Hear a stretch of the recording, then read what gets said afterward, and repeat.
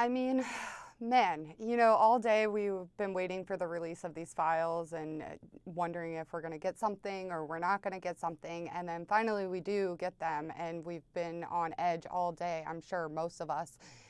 And to see that a lot of the files have been heavily redacted in a sense that gives no clarity in any description way, and some of these photos being completely blacked out with no rhyme or reason or any, I would say, telling signs of why they were redacted, right? Giving us an idea of a little bit of the picture of why they might be redacted.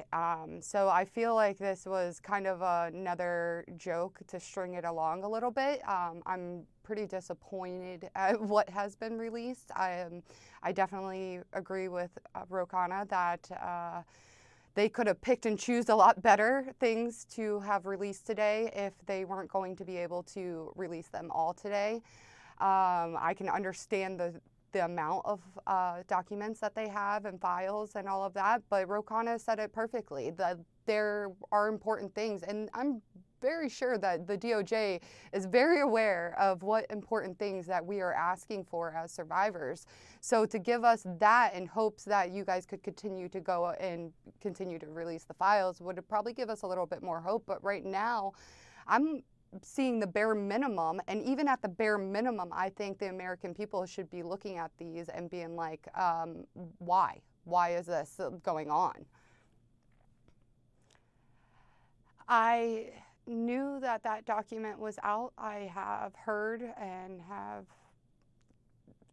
I know about this document, but it was almost like that it wasn't true. So to have it out into the light, a lot of people have never seen this, and I know that it's truth, and for people to see it for the first time, and for that survivor sister to have that clarification, and that was truth. She did that. She spoke out, and nobody listened to her, and she has been saying it time and time and time again, and that just, the proof is in the pudding right there. I mean, it's horrific, because if they would have even listened, every time they let us fail, if they would have listened back then, when they would have listened in 2008, when they, all these things, it's continuously failing us and string us along.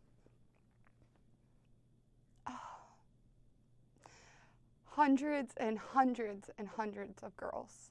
And I'm speaking just from what I know as Florida girls, and finding out more and coming together, you start to see the pattern and how many girls that haven't came forward. I mean, it could have protected hundreds and hundreds of young girls and women.